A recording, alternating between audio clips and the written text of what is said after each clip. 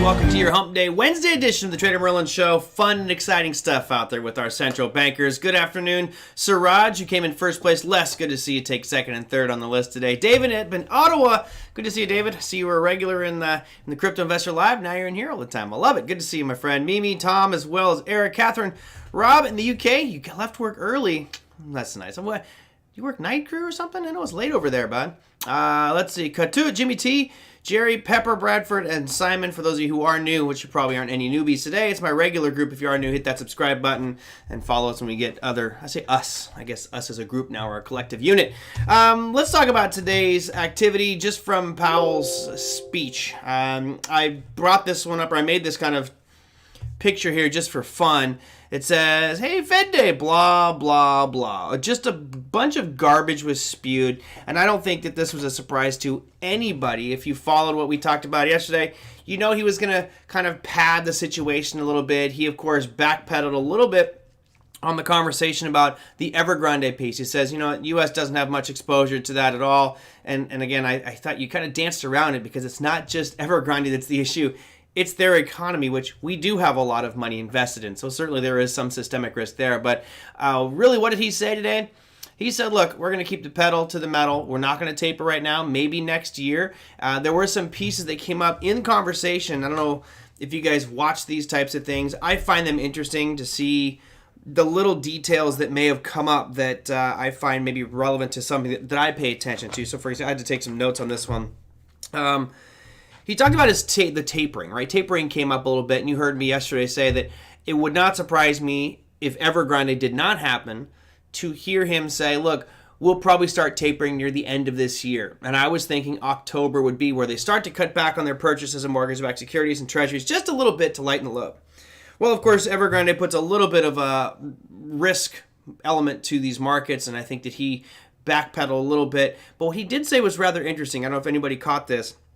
He said, we look to conclude tapering by the middle of next year. Well, hold on a second. It means you've got, right now you're buying $120 billion per month of mortgage-backed securities, and we still have October, November, December, January, February, March. Call it 10 months to completely be done with tapering and no longer buying $120 billion per month. That seems rather aggressive since we haven't even started yet. And the longer we wait to do that, the more likely we're not going to meet that objective. So I think that he's way off there. I'll take anybody's wager today that we will not see tapering completed by, what he said, mid next year. So it's that end of June. I'll take anybody's wager on that one, that by the end of June, we will not have completed all of our tapering. I now have to make notes, keep a calendar, all this stuff, but pretty sure we won't see that happen. They'll keep doing whatever they can to, keep their policies going the way that they're going. I also thought was rather interesting is this is the first time I've heard him be extremely patriotic and almost pandering to the American people. He was like, I'm doing my job for the American people, and I'm doing what's best for the American people. He said that about 4 times in the press conference afterwards, which I thought was rather interesting. Normally he's not this constantly out there, like I say, pandering the market for approval. But all in all, it was a non-event day. You can see by the equity markets. Let's go and take a peek at what happened out there today. I'll run through these indexes a little bit later on. But if we go to a shorter time frame, let's say 5 minutes, you can see there were some pretty volatile swings as that announcement came out. Actually, I'll tell you about this trade here. I made one trade on Nasdaq today, which was just kind of a shooting star, not a gamble, but it was a risky trade on my part as we came into the highs of the day. But notice how much that volatility just was back and forth all over the place as his statements came out and as he was doing his press conference.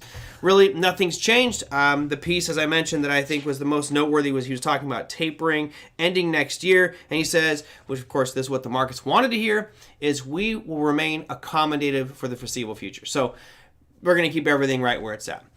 Which brings me to a second segment. And to me, there's not much more to talk about. I certainly, by the way, Bill Addis is not going to be on today. He has a signature, his companion session for his signature series today. We got a confusion there. Unfortunately, I really wish that he could have come on today, but I'm going to try to get him on tomorrow. If not, it'll have to be next week because he's a pretty darn busy guy. So I apologize for that. I know I was supposed to have Bill Addis on, but the OTA students take priority over this show.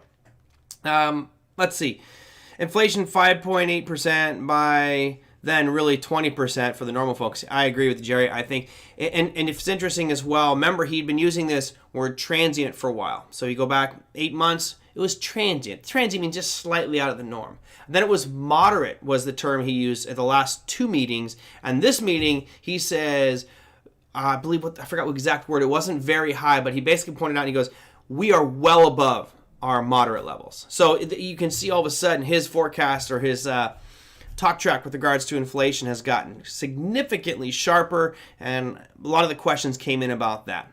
All right, so let me go one more step here and show you the dot plot before I go into the donkey of the day. Yes, I have a donkey of the day today. Here is your dot plot. Just to put it in perspective, some of you might not know what the dot plot represents. It basically represents what the expectations are for the Fed raising or lowering rates going forward into the future. And you can see right now where we are in 2021. Nobody expects out of all the voting members that we would in any way increase or decrease our current Fed funds rate, which is less than 0.25%. No shocker there. Here's where it starts to separate a little bit. It looks like you got a little less than half are expecting it to stay the same for all of 2022, although you do see a few members here saying it could be much higher. You might see it get up to 50 basis points or maybe even 75 basis points. That is more in line with what I'm thinking. I actually think we'll just see one rate hike next year depending on how bad the economy does. And then as we go forward, certainly getting back up to normal rates. You can see here, talking longer term, which is, 3-5 years out, looking about 2.5% for the Fed funds rate.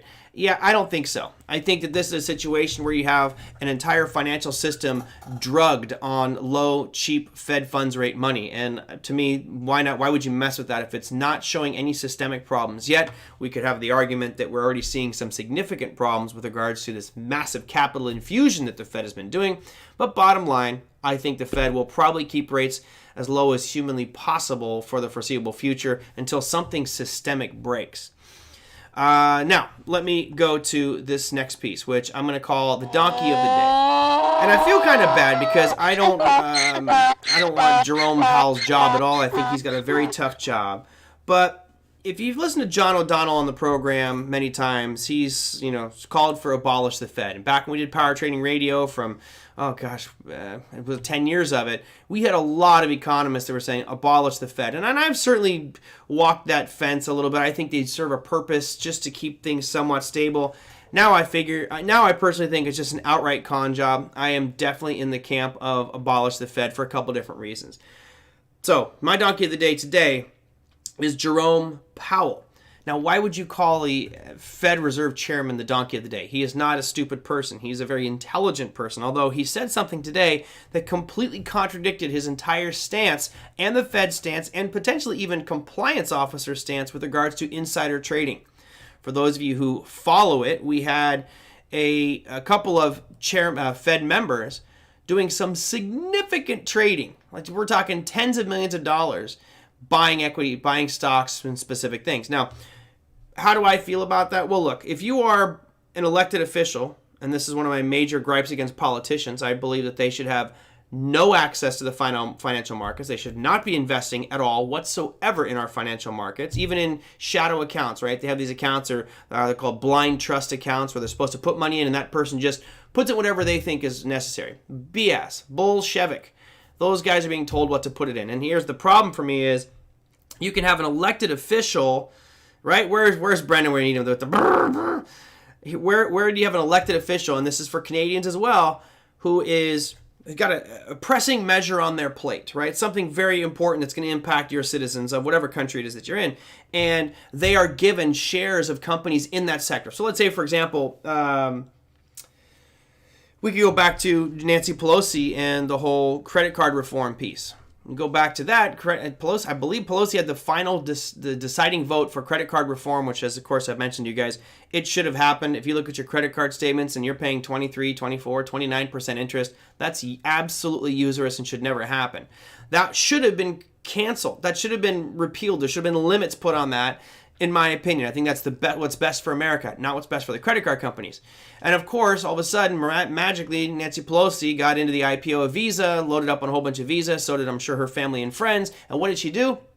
She voted against credit card reform. Now, this is not just a Nancy Pelosi thing. I'm not singling her out at all. This is pretty much every voting member of Congress, the House of Representatives, the Senate, all do the same thing.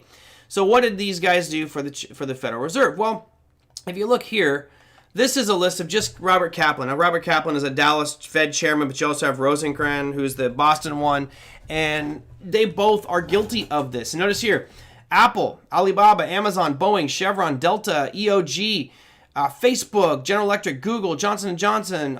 Basically, there's 27 companies listed here, and the X marks, this X right here, marks holdings that are worth at least $1 million or more. Well, there's 27 different companies highlighted in red, and some actually aren't actually companies. You notice on the bottom right, he has alternative investments, so he's in all clear holdings. He has Exchange Place Limited Partnership, over $1 million in it. Prior Cashman Private Services, it's a retail clothing store, and then he actually owns part of the Kansas City Royals baseball team, Royal Blue LP. So all of these that are in red is over $1 million. That's 27 million in this. And the problem I have is I'm expecting you to do things that are right for America, not what's right for your portfolio. Now, what should have happened for anybody who's a trader or investor is not only should this be done once a year, these statements have to be filed by these members once a year, but to me it represents a significant conflict of interest if somebody who is potentially going to tighten down the economy a little bit to be, or expand the economy in this case, to be loaded up on all this stuff. It's self-fulfilling for these guys. Wouldn't it be nice if you and I knew the moment in real time when he made these purchases? That's if they're going to have the ability to be purchasing these things and knowing that they're going to be cutting rates and adding in trillions of dollars worth of stimulus and pumping the economy and buying mortgage-backed securities and treasuries and all that, they should be as transparent as possible. And I should see the day that Kaplan buys $1 million worth of Apple, you know what? I'm pretty sure I'm going to buy $1 million worth of Apple too. Why? Because he's the one pulling the strings. He's one of the most influential people out there. He's part of the Fed. He's part of that board who's in charge of probably the greatest monetary system in the world. So the donkey of the day was Jerome Powell, because what Jerome Powell said I thought was rather interesting. He started talking about the conflict of interest here. And a lot of people in the interview after, if you guys saw this, they were asking him about it. Says, what do you think about this? Do you trust Kaplan? Do you trust Rosenkranz? This is a conflict of interest. And here's where he gets the Donkey of the Day award. He goes, we're looking into this. We're going to have an investigation, which, come on, that's a bunch of crap. It'll be a total joke investigation. It'll probably last a decade, and these guys will be long gone by then. It won't even matter. So it's a total joke. It's PR showcasing. What Powell said today, he goes, you know what? I invest in municipalities, and the Fed has nothing to do with municipalities, so I've been buying those for years. And then he went on to say, and I don't know if anybody caught this, it was actually awesome when he did, I couldn't believe it. He goes, so I have a whole bunch of municipalities because, again, the Fed has nothing to do with those. But because of what happened in 2020, I removed that restriction so we could buy municipalities, which, of course, completely benefited his situation. I'm like, you know what, you probably wouldn't want to disclose that to everybody, right? You basically are just admitting that you are using your position, your power in your system to manipulate a municipality market that you already invested in. It's kind of like Kaplan out here, right? Let's look at this list here. Kaplan, you notice he's got the FANG stocks. He's got Apple, Amazon, he's got Facebook, he's got Google. He doesn't have Netflix on here, but he's got pretty much everything else. Well, I'm pretty sure that Kaplan was a big supporter of all FANG-related initiatives. It's just kind of silly to me that we have to sit here almost every single day and listen to Fed officials and politicians talk about different issues of infrastructure bill spending. They could probably come to an agreement on the infrastructure bill right now, but they're delaying because I'm sure that a lot of these politicians are going, okay, let me see that bill. All right, you're sending money to Caterpillar and Lockheed Martin and Raytheon. Give me a couple weeks and I'll let me just move some money around, load up on those stocks, because as soon as we release the infrastructure bill and that all gets funneled out, those stocks will rally. And again, I'm not saying that that's where the money's going. I'm just using it as an example. But boy, is this system not just corrupt or what? Unbelievable. Way unbelievable. Brendan for Prime Minister? Hey, why not, man? You can't do any worse than some of these other officials are doing right now. Congress reports their great stock and options trades a month after they make the trade, and it takes a few more weeks for it to reach the public. I know. And I just don't think it should be allowed, because if I'm your representative and I represent the great state of California and I'm voting on specific initiatives which may actually help America or help California, but it might hurt a couple companies, and all of a sudden those companies give me a whole bunch of kickbacks and shares and perks, and I vote in favor of the companies, that's a conflict of interest. you like the donkey of the day sound? It's fun to have it on there. I'm sure that I'll probably get a copyright thing from Google on it, but yeah, thanks Tim for putting together those graphics for me. So that's my donkey of the day. It just frustrates me. I hope it frustrates you guys as well. I'm kind of jumping more on that abolish the Fed bandwagon just because of some of the things they're doing. I just find it not it's very unfortunate. Yeah, unfortunately, I don't follow all the politics to my neighbors to the north. I see we've got a growing group of Canadians over here joining us, and I thought Trudeau had a bunch of fans, and all of a sudden it seems like he is just a fall from grace there as well. You should go long Fang a while ago. Much better than day trading, let me tell you. Yeah, well, you could have gone the triple Fangs, right? Tom here was in that one for quite some time. Got out last year, I think. No, you got out just a couple months ago, I think. Nancy is a great Tesla, Nvidia, and Microsoft options trader when the bill is on the table for signing. Yeah, right? What's TJ up to these days? I saw his I think he's on Twitter, Instagram. It looks like he's golfing, surfing and golfing. I know he's doing video production for a bunch of churches, etc. And there you go, Tom. FNG and then FNGD would be triple short. Don't do FNGD. You'll probably die because you're going against the politicians and clearly the central bankers. All right. I'll try to do more donkey of the day, Jerry. I don't really like bashing people in the industry, except the true donkey who's out of Chicago who claims to make a bunch of trades and he doesn't. But that's a different story. So let's go on to what we've got next for today. So economic calendar-wise, let's take a peek at this, and I want to go dive into some of today's market movements. Boy, if you guys were in the CIL last night, it was actually kind of funny. I had some orders that were right into demand zones. I just mapped out a couple of nice demand zones, I thought, on Polkadot and Solana. And I was sitting there talking to the class and going through. So I had some limit orders, and I told them the prices, and they're like, "I think it got filled." I'm like, "No, I don't think it's there yet." And we looked over, and sure enough, it hit exactly on my price. And since then, it's just been soaring. So great day for crypto as well. I can show you those levels maybe if you guys want. It's always after the fact, but. All right, so here's what happened in the markets today with regards to economic announcements. And the reason I bring these up is we have housing data going on. You had some earnings today as well with regards to home builders. So existing home sales at the top there, better than expected, but it's a contraction. But I don't think it's anything that's that worrisome. The previous number was 6 million homes. They're expecting it to drop to 5.87. Came out at 5.88, so slightly better than expectations, but certainly a decline. But I don't think that's quite catastrophic. You had crude oil inventories come out pretty much in line with expectations with a contraction of 3.5 million barrels. And then down there, Fed funds rate, you can see that just stayed the same. So that's pretty much it on the big picture with regards to economics. There is some stuff coming out tomorrow, which we'll talk about at the end of the show. Tomorrow's actually a really big day. Okay, so here is what happened today. You had some of these before market opens, like General Mills. So you had GIS, which had a pretty nice beat, up 3% on the day. BlackBerry, I didn't get their current numbers quite yet. Not updated my calendar here, but I can see in the after-hours session that BlackBerry is soaring from 960 up to about 1060. So you're looking at about a 10% pop for BlackBerry after hours. If we go to, where's the one bottom? KB Homes. So remember, we had Lennar on Monday. You have KB Homes reporting today. They beat earnings, but just barely, 4 cents over estimates of $1.60, and they were slightly down on the day, just 1.64% for KB Homes. That is the main stuff out there. You can see that KB Homes came out after market. So here's KB Homes right now.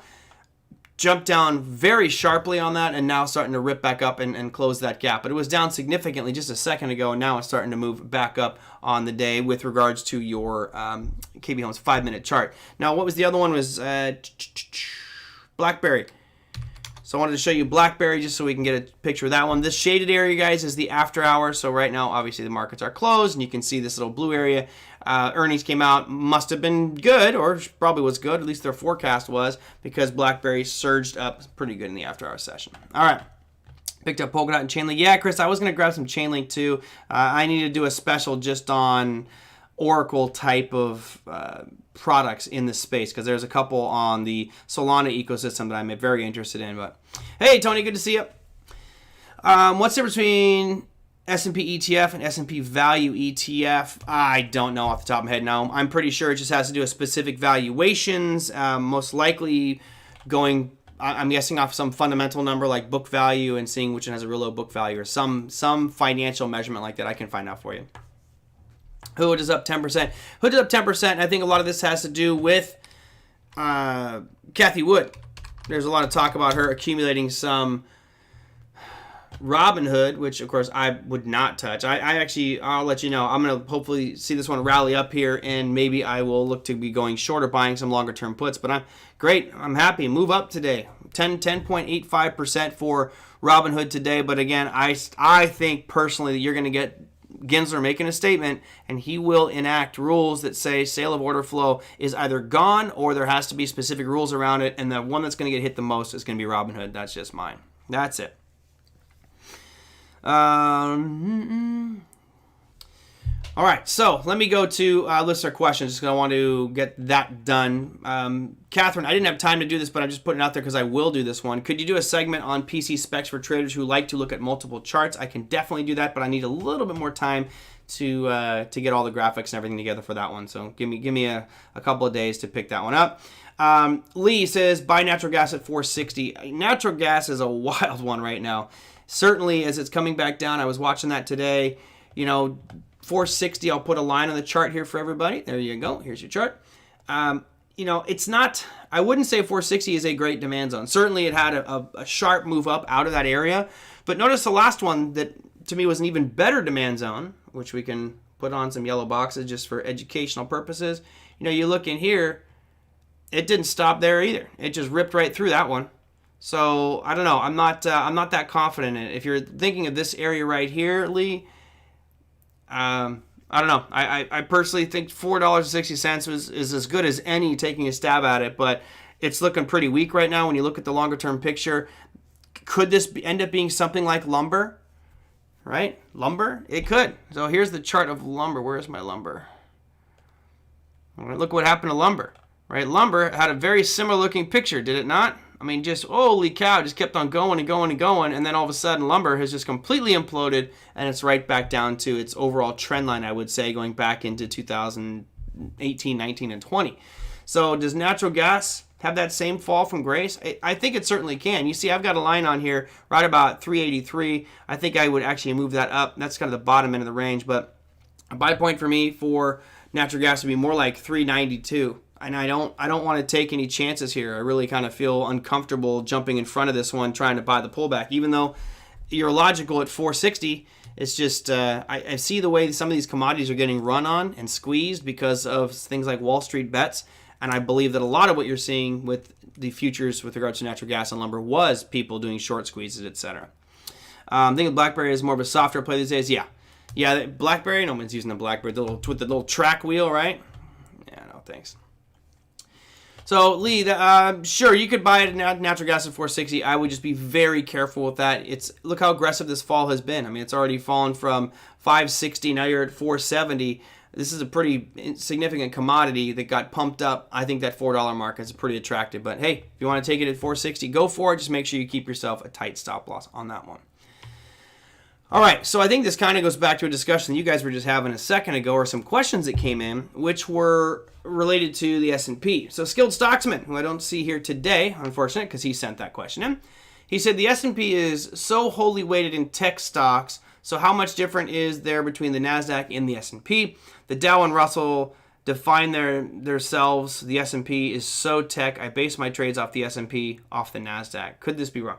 Look, there certainly is a lot of overlap. I don't know the exact numbers, but I'm pretty sure that the vast majority, if not all, of the members of the Nasdaq 100 are inside the S&P 500. It's just, I think with the Nasdaq, you have a more focused approach on technology and pharma. When you look at the S&P, you're going much broader. You're going to a lot of different retail companies and things like that. And a lot of financials are in there as well. So I think you have a broader dispersion in the S&P. So if I'm trading tech stocks, it's not a golden nugget, but this is something important. We are taught that if you trade tech stocks, if you're trading Microsoft or Google or Apple or Intel or anything like that you should be using the Nasdaq as your leading market. I don't believe that that's true. Which market should you be using? You should be using whichever market gives you the best correlation or the best lead signs for your security. So there's definitely been periods of time where I'll be trading a tech stock, just say Microsoft, for example, and it's not following the Nasdaq, but it's tick for tick with the S&P. Okay, I'll use the S&P. I don't want to justify it or try to make it work in my head as to why Microsoft isn't following the isn't following the Nasdaq. I'm going with whatever it fits the best, right? These are all living, breathing entities that we kind of have to let do their thing. And if it's if they're following the Russell, trade the Russell. Use that as your index. So yeah, it is awkward sometimes, especially when you see them going different directions. There are different weighting calculations. I personally think you're at a lot more risk when you look at something like the Nasdaq, because the Nasdaq is so heavily weighted in just 5 companies, right? It's way skewed to that the tech side of things, whereas the S&P is much more diversified. Now, granted, there's some on there. Your 506th company probably has 0.001% weighting. It's not going to have a big impact, but again, I go with whatever's working. Same thing as we talked about the other day for like moving averages. So let me go back to TradeStation here because that was easier for me to work with. And I'll go back to this daily. We had it up here earlier. Let's just pick anything. Let's go Amazon, right? So here's Amazon. Yep. It's a phrase that's undeniable, Jerry. Everything works until it doesn't. Everything works. You could say something's broken, but it's still broken until it's fixed. So it's working until it doesn't. Yeah, Michael, I didn't know that. I heard that recently too, that BlackBerry is really doing for technology for self-driving cars is one area of them, which, hey, that actually might have some prospects for them, right? If you look at just them selling those phones, probably not the best deal anymore. They're not doing that anymore anyway. So if you look at something like Amazon, let's throw on, why do I have lines on here? I want something with no lines. So how about Microsoft? All right, so Microsoft, perfect example. We could be looking at something like the moving averages. And normally a lot of people are going to be looking at something like the 20-period moving average or the 50 or the 200. Well, I also have a good friend of mine who will take a moving average and he will just keep changing the number, right? So right now this is a 50-period moving average in blue. Maybe I want to look at a 45. And I'm just modifying this slightly to see what hugs price more, right? That actually fits better because it's hitting right across these lows. So sometimes you tailor things to fit your chart, not the other way around. A lot of times I see traders who are tailoring their chart to fit the indicators, and they're just searching for the right pattern or setup to show up. A lot of times you can modify things like moving averages. I wouldn't necessarily do it with Bollinger Bands, but moving averages are fine to adjust because for whatever reason, your security may have just running at a different temperature, running at a different speed. You have 2 kids or 3 kids in a room. They don't all move the same. They're not all as fast. Some tire much quicker and easier than others, etc. And some are over there playing with scissors. Others are just sitting there reading a book. Very different characteristics for stocks as well. And I think that we need to adjust and accommodate for that and say, okay, I'm not going to try to force a stock or futures or option to do what I want. I'm going to do whatever it's telling me it wants to do. And if it's following the 17.5 period moving average, then stay with the 17.5. All right, let's see. Trying to get through all these questions that came in last night. This one came in today. I saw this one, Paul. It says, I work for Fedex and have quite a few shares. My account has been falling fast. Any recommendations? Well, I mean, this is the nature of the beast for a gentleman in your position, Paul. If you're working for Fedex, and let me bring up the Fedex chart for you, and you own them, well, you're buying the company that your employer is. That's not necessarily a bad thing. My assumption would be that you're getting a discount on your shares. So if you buy, generally if it's an employee purchase, you get discounts on the shares. I don't know if you're getting that, but if you are an employee of a company and they're giving you shares at a discount, why not? It would be not bad to buy something like that, right? If I know the shares of a company are $100 and I can buy them for $75, well, I already made myself a 25% rate of return just for buying those shares. That's great, but I think you got to look at the big picture here sometime. And Paul, while Fedex, I think we would all agree, is not going to go away, right now it does not look good at all. I mean, it's been trending down ever since mid-May. Really no sign of hope here at all. And now today, you gap down on that bad earnings call down below this demand zone that goes all the way back to the 28th of January. Now you're kind of in some uncharted territory. does it get all the way back down here to this pre-gap of 140? It could. My suggestion for you, and again, I guess technically I'm not supposed to give financial advice, but I was told because it's one to many, meaning everybody's listening, it's okay, it's not one to one. What I would be doing if I had a large employer position of a specific company, in this case you're talking about Fedex, I would be selling covered calls against my position just to generate some extra premium if your mindset is that you're going to keep holding these, right? If you're asking, should you get out right now?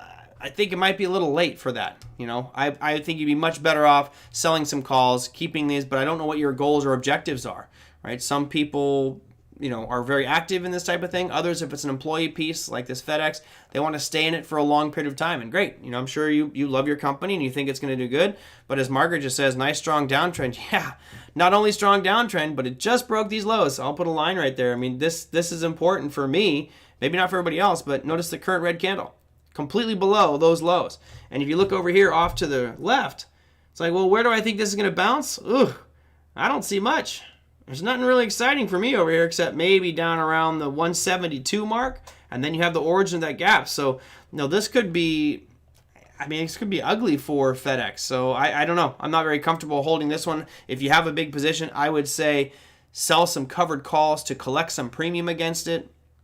But other than that, yeah, I think if the trend is your friend until the bend at the end, this one has bent that uptrend and it has ended, and now you're looking at a downtrend intact that it looks really strong. So my assumption based off this price chart would be you're going to see further downside movement on this one, Paul. Typically, stock programs are in 401k or similar. I don't think you can do covered calls. Yeah, that's why I said ask your HR department. A lot of departments will offer self-directed, so this is something for everybody out there. Most 401k programs are not self-directed, but you may be able to get it if you ask. There's a risk to the employer by you going self-directed. Right? You could lose money as opposed to just putting in money every month and it goes up and goes up and goes up and goes up. So ask your HR department, can I move this to a self-directed? And usually it's just to fill out a couple forms, you move it over to a different account, and then normally you have to pay a monthly fee and very low commissions, but you have to pay some commissions anyway. Then you could sell some covered calls, and that might be the right way to go. That's probably what I would do. All right, what did Big say in there? If you use Fedex lately, you probably noticed they suck now. Close your ears, Paul. Close your ears. Hey, as long as the packages get here, yeah. And I see Margaret saying that this is because of Amazon delivery. Those guys are getting bigger and bigger and bigger. Boy, Amazon's gonna rule the world. Gonna rule the world. I'm telling you. All right, gap down doesn't not help either. No, definitely not. All right, I think that was it for the questions I had. What's a good range for Bollinger Bands if you daily trade? 11, 15, 21. What is a good range for Bollinger Bands? Not sure I understand what you're asking there now. When you ask what's a good range for Bollinger Bands, normally Bollinger Bands are built off a 20-period moving average. Bollinger Bands were constructed on a daily chart. So normally you'd be using on daily candles. Typically, when you look at something on an intraday basis, let's say a five-minute chart, your data will be very skewed if you're using Bollinger Bands because of the gaps that happen overnight. Now, if you're trading Forex, fine, you can use them on shorter time frames. If you're trading crypto, you're 24 hours a day, 365, doesn't matter. But when markets close and you get big gaps, it completely screws up Bollinger Bands. Let me show you an example here. So let's go to, we just use Fedex, right? So I'll throw Bollinger Bands on here so we can see them. So you can see clearly we're so far outside that lower Bollinger Band. This is where Bollinger Bands were designed for, is looking at the daily time frame. But if I went to a 5-minute, you can see how screwed up the opening is, right? So here is where you get the actual open is at the end of this. I'm guessing this is gold or orange, or I don't know what color that box is, but you're already outside that lower Bollinger Band, and that earnings gap that happened, they had earnings last night after hours. You can see a gap down and been drifting down ever since. This completely skews those Bollinger Bands. Notice it's just really big. Uh-oh. Whoa, don't go political. You should be 86. Okay. So I generally don't. You notice that for the opening 20 bars, which is, you can see it. Can you guys all see this big bubble right here? That's the opening 20 bars because it's using all this skewed data. And once it started to settle down, then all of a sudden right here, I'm guessing right here where my cursor is the 20th bar into the open. So if you're using 5 minutes, I wouldn't necessarily change for intraday purposes. I know some people do, and to do that, you could simply go here to your Bollinger Bands. I could click on settings and you can see the inputs. It's using a 20 period moving average. In this case, that's just gonna be 20 candles, but could you go here and do 5? Sure, you could do 5, which of course on a 5-minute chart is gonna be 25 minutes. Now what you get is something just much tighter. And I think it loses a little, personally, this is just me personally, I think it loses a little bit of its credibility. This is really designed to be a bigger picture thing to show extremes, and things really don't get too extreme in 25 minutes. They can, like you see here in earnings, but I personally would just keep it at the 20. Yep. But that's my 2 cents. I don't know, some others might disagree with that, and that's totally fine. We just have to, find out what works for you. I've never really had success trading Bollinger Bands intraday, but that's just me. All right, what other questions you guys have for me? I realized I didn't have any other questions sent in. Those are the 3 or 4 that I got. Anything else you guys want me to go over? Oh yeah, let me. I had a fun trade today. It's not normal for me to make these kinds of trades, but I was watching the Nasdaq getting ready for today's show, and if you go here, check out the NQ. And I'll make this a 5-minute because I got too much stuff going on here.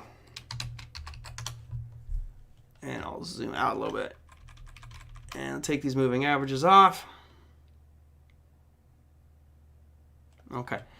You guys can see that right here, going into the close on the futures, it was probably a half hour before the market closed. Right? Come on, Merlin. Right there. See a little shooting star? I was watching that one today, and it spikes up. It was real aggressive as after the Fed announcement. And my rule is generally I wait 30 minutes to trade anything after an FOMC meeting, just because let the volatility settle out. And I saw this thing rip up to the 1522, and it was right in the high of the day. And I was like, you know what? If this drops below that 15.2, I'll just go short. And so you saw what happened on this. It was nice. It was kind of funny because it was just a very short-term trade. It was about 10 minutes. But you can see it fell, and then it just all of a sudden ripped back up, which stopped me out. It ended up being about 10 points, which is nothing huge. But, 10 points is a few $100. I'll take it.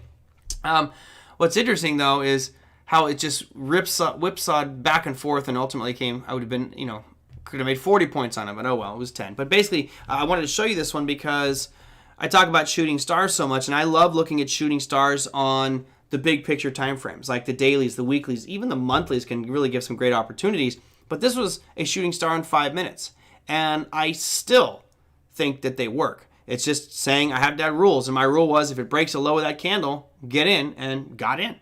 So anyway, I thought that would be fun for you because I know a lot of people are intraday traders and they think that maybe I'm not an intraday trader or candlesticks don't work. I think they absolutely do work intraday, but you just got to set rules around it and make sure you don't get caught off guard. LMND. Lemonade. I still have yet to eat at Lemonade. Everybody raves about this place. It hasn't been on my list. Lemonade hit my zone and I'm building a position. Can you take a look? Okay. So you've got some pretty big volatility that's been squashed, right? It was really volatile, and I'll zoom out even further here. That's all you get. Notice that what's happening right now. Come on, Merlin. Notice what's happening right now. To me, it's like when you drop the ball in the pond, and every ripple, every wave gets smaller and smaller and smaller. I feel like that's what you're getting here. You got the initial excitement from Lemonade, which has this big spike in January. Now tried to rally back up in July or June, didn't quite get as high. Now you get the sell-off part. Feels like you're basing. I'm tempted to just use the yellow box thing like I like to use and just draw that right around here. I feel like you're kind of stuck in this little range for a while. Not that there's no opportunity. I mean, the bottom end of that range is $66 and the high end of that range is $82. So you have a $16 range. Plenty of opportunity here, especially for anybody who's a spread trader, and probably not a lot of liquidity on those options on Lemonade, though. So, not a... No. Is it? I thought it was the food company. It's insurance? Oh, shit. Tells you what I know. Yeah, I thought it was the food place. I see lemonade all over the place. I didn't even know it was publicly traded. So anyway, if it is fintech, that's fine. We'll call it whatever it is. I'll just say the name. I don't know this one, so that's fine. But either way, look at the price of it, right? You're sideways. You're kind of near the lower end of that orange yellow box. So personally, I'm not that excited about it, Sam. Just saying. Yeah, it's insurance. Sorry, guys. I thought you're right. My coworker is in love with the lemonade food place, so I guess I screwed up on that one. My bad. Learn something new every day. But this looks to me like the beginnings of the Russell. And I'm not that big on trading something that's just kind of in a tight little range here. If you're looking to buy it, fine. But you better have a stop loss down below the lows of this candle right here, which is a low price of 66.48. So if you get down below 66, I'd say you got to dump it. But right now, it looks like it's consolidating. The thing that just doesn't make me feel very good is it's just been wider ranges getting narrower and narrower and narrower. It feels like it's really compressing and not so exciting. But anyway, that's it. Sorry, Sam. Odd name for an insurance company, right? Yeah, I agree with you, Drew. That is a weird one. I got to check that out. Let me real quick. Let's go to Yahoo. LMND, huh? Trust but verify. It seems weird that you'd have a major franchise chain called Lemonade and then also have a fintech. Lemonade. Profile. Yeah. Financial services, insurance, property, and casualty out of New York. That is so weird. Maybe they have a food company as well. I'm kidding. All right. Learn something new every day. All right. Any last minute questions before I wrap up? Oh. That's the beautiful thing. And normally people ask me, is like, do you watch, listen to Motley Fool? I don't at all. But I think there's a lot of strength in it because they have so many followers, so many subscribers pay. When they mention something, it's almost like when Jim Cramer pounds the table and says, buy, buy, buy. What happens? You usually get a big spike in whatever it is he's talking about. So, hey, if they're pumping it, you just understand that the retail population is probably looking at Lemonade right now for that reason. They've been told to buy Motley Fool, and they're going to be buying some. So chart doesn't look that great, I'll be honest. I don't really see a trend except sideways. Until that breaks out, I would want to believe this is going to continue to go sideways. Yeah, you can tell. So Catherine says the IPO is July 2nd. And the easy way to find that out, guys, you just type in a longer term time frame, and you can see the chart all of a sudden does this. There's really no other data, and you can just go to the first candle, and it came out. Actually, the July 3rd was the first official day. Actually, that's the week of. All right. Scroll out, and you'll be able to check. July 2nd was its first. Opened up at $50. Whoop, whoop. All right. Let's see. Koja, do you apply support and resistance on smaller time frames? Yes, absolutely. 100%. 100%. I'm always looking for supply and demand, regardless whether I'm on a 1-minute chart or a monthly chart. It's just saying, where do I see turning points? What do those turning points look like? And those who have taken core strategy, you understand the qualifiers, using something like odds enhancers to kind of go through a checklist and say, I'm looking for this, this, this, this, and this. They don't all have to be there, but if they are, great. But if it's missing a lot of these qualifiers, then I'll probably just move on. I'm really looking for anything that can bolster my decision that this security is going to go either up, down, or sideways, and specifically up or down. If I can find those qualifiers and it puts more confidence in myself on that trade, then I'll trade bigger. And it doesn't matter whether I'm on a 5-minute chart or an hourly or a daily or a weekly. Just supply and demand, of course. All right, let's look at tomorrow. Tomorrow is a big day. Really, this big list here, it's a giant list. It starts early in the morning. It's like 3 in the morning. You've got manufacturing and services numbers coming out for France, for the Germany, for the EU as a whole, for the British pound, and then during regular market hours for the US, you can see we also have flash services and manufacturing down here at the bottom. We have unemployment claims. You have natural gas storage, which of course we've seen some pretty wild moves in natural gas, and then you've even got a bank rate vote, a rate statement for the UK, as well as retail sales for Canada. So we are all over the place with regards to announcements tomorrow. It's a big day. Check economic calendars and time so you know when these things will be jigging back and forth, because it's representing just about every currency out there. The euro, the pound, the Canadian, and the US dollar all having pretty big announcements tomorrow. And then you look at earnings. You got Costco, Nike, Rite Aid, Accenture, and Darden restaurants reporting earnings tomorrow. And that is pretty much it for tomorrow's action. Now, with regards to guests, again, I apologize for not getting Bill Addis on the program, but hey, priority goes to OTA students. So he's doing a what does he call them? It's his signature series companion session where they go out and look at the bond markets, etc. We'll see. Hopefully I can get him on tomorrow. I reached out to him, but I haven't heard back because obviously he's teaching. But maybe we'll get him on tomorrow's show. And again, you guys can always email me with comments, questions, feedback. Thank you for those that did send in questions today. I've had some pretty good comments from regulars like Paul, Skilled Stocksman, Lee, Catherine. You guys all sent in some great questions. So keep those ones coming at TraderMerlin@gmail.com or put them down below the YouTube video if you're watching this after the fact. Let's be honest, most people aren't watching all the way through the end like you diehards are today. All right, guys, thank you so much. Hope you guys have a fantastic evening. Oh, hold on one sec. I'm not cutting out. He asked about support and resistance, not supply and demand. Oh, do you apply supply? Well, look, support and resistance is semantics. Support and resistance is generally a line where people say it's at this price point. Price doesn't work that way. Price works in zones, which is where supply and demand works in. It's support and resistance is kind of binary. Let's say it's two-dimensional. If you go into supply and demand, it's three-dimensional, looking at things from different angles to see exactly how strong that support or resistance is. So there you go. Fix that one. John Donato, seems like a lot of monetary policy announcements in the same week. Is this normal? I wouldn't call it normal. It certainly is a little bit heavier this week, but we've got a lot of really pressing things hitting us, which is why I didn't close out my option trade the other day. I still think you got some downside movement. Again, I think next week will be when the chickens come home to roost with regards to a lot of these topics. That said, thank you guys, everybody. Hope you enjoyed today's show. Have a fantastic evening, and I will see you all tomorrow. Take care.